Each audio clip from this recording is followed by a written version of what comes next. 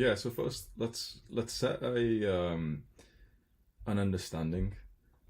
In the modern day, people are so anti-relationship, anti-dependency because it's so cool to say that you don't need anyone. It's so cool to be Mm. a sigma male. It's so cool to be a boss girl. It's so cool to not need friends and to be the lone wolf. And all those people are unhappy. All those people are lonely. You know how you can tell they're lonely? Because they all spend all their time on the internet commenting about how much of a lone wolf they are. They're all posting their pictures every day, boss babe. It's like you don't have that much time for social media if you're actually a happy person. So we must understand that there's a need to be dependent on each other. The reason why we're all so miserable these days is because we're so alone, because we don't connect with one another. And you brought up such awesome points, Dennis. It's being next to someone and the physical touch, even as friends. I think that's deeply important. It's the smallest thing, like just fist bumping a friend, or you end up saying something, he goes for the PR and you slap him on the back before he goes hit squats, bro. That's like that brings us like, look how much you're smiling at the thought of like fist bumping a guy. Like we need to get out of this thing of like, yeah, I don't need anyone. We should think that's awesome. The best part of life is hitting a PR with your boys watching you. The best part of life is like intimately connecting with your woman, and not none of this BS of like, yeah, I don't need anyone else. I'm totally fine just being depressed here by myself. Like, our brains and our body haven't changed much in the last. We don't evolve that quickly, right? Evolution takes millions of years, so we still have the brain and the body. Mostly the brain, actually. The body has changed quite a lot recently, but the brain is still the same as our caveman ancestors. Especially our nervous system, it's all the same. It's just wired for survival.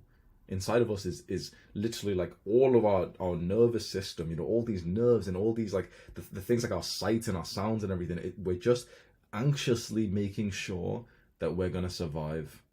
And probably the single greatest contributor to survival, it's other people. It's being in the tribe. It's being next to the warm campfire with other people. It's being knowing that the other guys there, they might hunt when maybe you get sick, and they'll be able to bring back the food when you can't. It's knowing that the women there are able to take care of the children. It's knowing that we're safe here in our little community. And we don't have this anymore. That's seen as like lame these days. That's seen as like misogynist or something. So it's not, we need to say this right now, it's not toxic at all to need someone. It's so cool these days to act like you don't need people. The alpha male type of shit, bro. We need people. Even like some of the most like alpha high testosterone, like the masculine guys. Andrew Tate, he says he needs his brother, and that's wholesome. That's true, 100%. Jordan Peterson needed his wife, and he was devastated when she passed away. We need each other, and we need to acknowledge this right now. Is okay.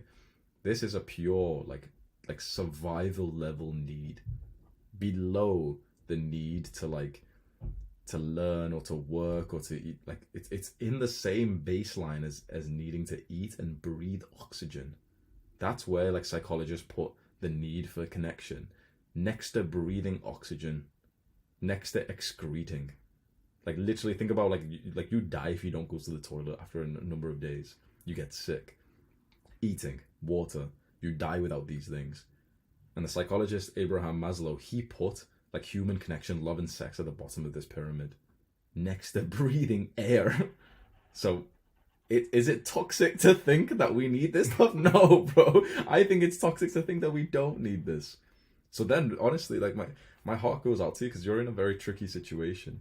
At first you said you didn't want to hold your girl back from achieving her dreams and stuff, and I was like, yeah, fair enough, okay, fair enough. But then when you mentioned the jobs that she does, that's when I began to question things. Because first you said, okay, the graphic design, like the digital stuff. Graphic design. Yeah, and that in my perception was you can just do it online. It's all PC related stuff. But then okay, she needs to go to these companies and stuff. Okay, fair enough. Some things are still better in person when she goes, and they need to like check this book or whatever it is, right? But then as soon as you mentioned the restaurants, and she's gonna be working like I assume pretty much minimum wage there, it's like that's now I'm seeing a little bit of like incompatibility because it seems like she's preoccupied with like living her best life, and it seems like you're more preoccupied with the relationship, which is usually quite a unattractive Dynamic. Yeah, dynamic. That's a good word. Yeah. So am I right by thinking like is that my thinking's right by that right now? I wouldn't.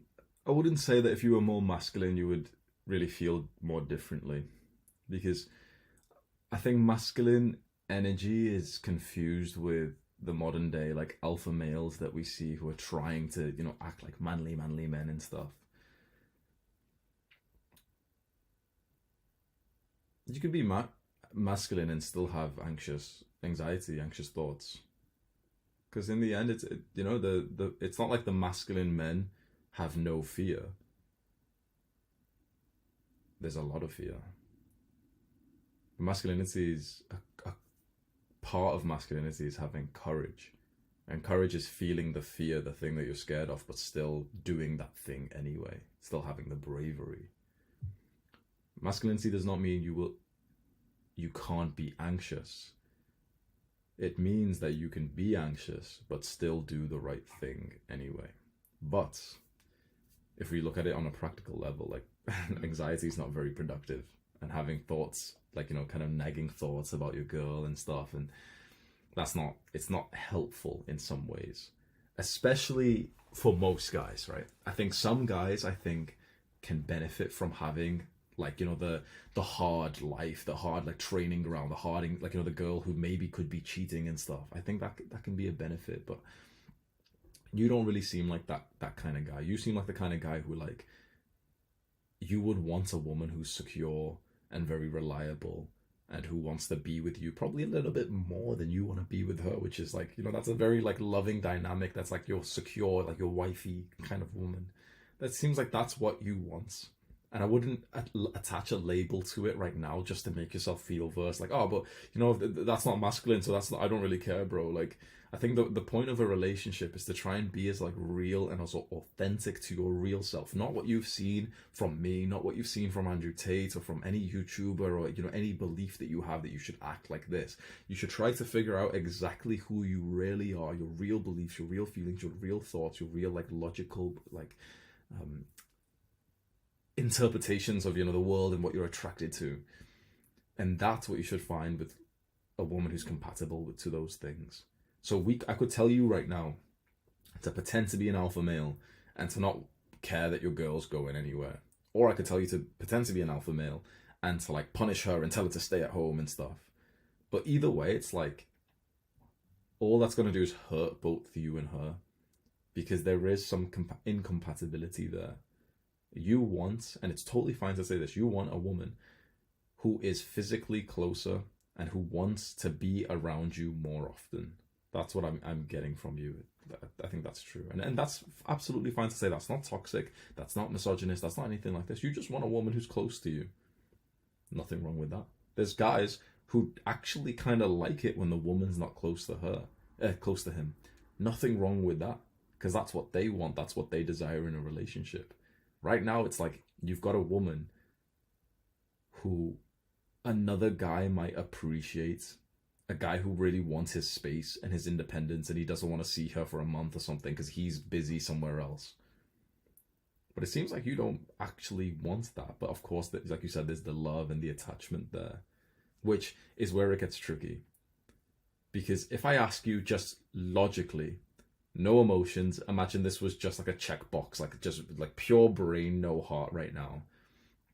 Knowing what you know about this girl, that she likes to travel without you, that she's happy to spend months of the year without you, that she's doing that to follow her dreams, but her dreams involve working for minimum wage in a restaurant. So it's not like, it's some huge lucrative career or anything, right? If just knowing what you know now with pure logic, would you date a woman like that? Probably not. Logically, she is not right for you.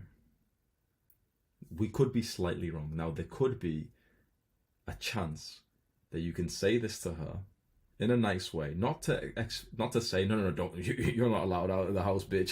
You don't say anything horrible or anything, but you just kind of just ask her and bring it up with authenticity. I'm sure you spoke about these things before, but you've done it in these micro moments of like, oh wait, you're going to Italy, but I'm not too sure about that. Or you're going to this guy.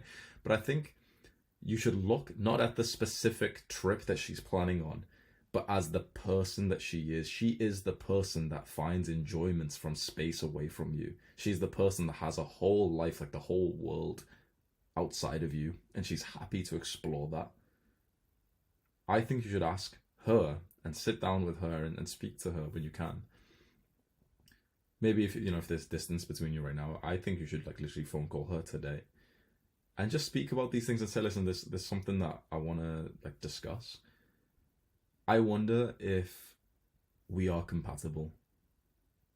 Now you can correct me if I'm wrong, but my interpretation of you is that you want to go and be adventurous and free and travel a lot without me. And I would never want to stop you or change you to be who you are. It seems like that's what's happening now. It seems like I need to change you to be someone else because I just don't really want to date a person who's traveling like without me this often for years, for months of the year. How would you feel about asking her that?